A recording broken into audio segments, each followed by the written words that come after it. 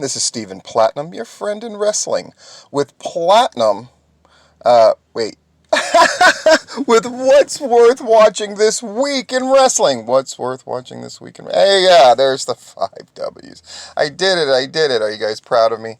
I hope so.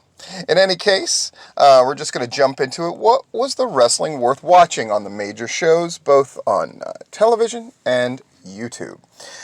May 9th, that's Monday, on AEW Dark Elevation. It's worth looking at Sonny Kiss defeating Peter Avalon. Why? Sonny Kiss has improved greatly.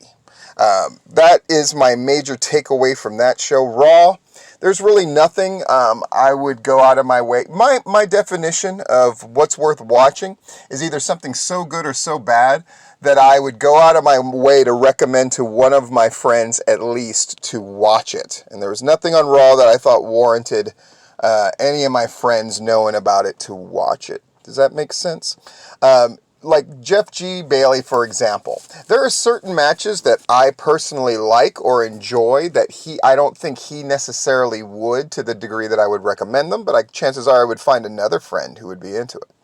So don't think it's as narrow as all that. In fact, as long as it's really, really good or notably bad, I'm going to point it out. But Raw really didn't have anything to speak of. Now we go to Tuesday, AEW Dark. It's worth noting that Adam Priest wrestled and that Kiera Hogan was back wrestling and being put over. Those matches weren't really that great to speak of per se, but it was really wonderful to see Adam Priest and Kiera Hogan. I will also say that it was awesome seeing Tony Deppen on AEW Dark Elevation. I wanted to note that. NXT. Nikita Lyons versus Ariana Grace was interesting for a couple of reasons. One, to see how over Nikita Lyons is and how her skills are slowly improving. And Ariana Grace, of course, is the daughter of Santino Marella, who got signed. So it was great to see her on NXT proper. Nothing else really that I would go out of my way to note, though I would say that it is incredible how big of a push they are giving to Gacy. Joe Gacy. Impact. I really like the segment where they set up the first ever Queen of the Mountain match and the participants involved. I thought having Gail Kim out there to announce it, it's going to be at Slammiversary. I thought it was interesting that she and Tasha Steelz kind of had a little dust up, and Deonna Purrazzo. Either one of those matches in the future would be intriguing.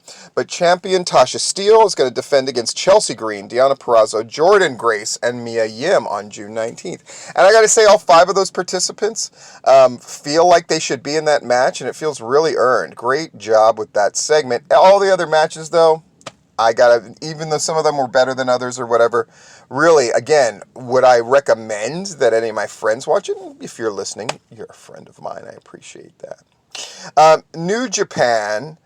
For the first time, I'll say this, the whole show was worth watching. Just go watch it. It was fucking great. The 2 matches were fucking great.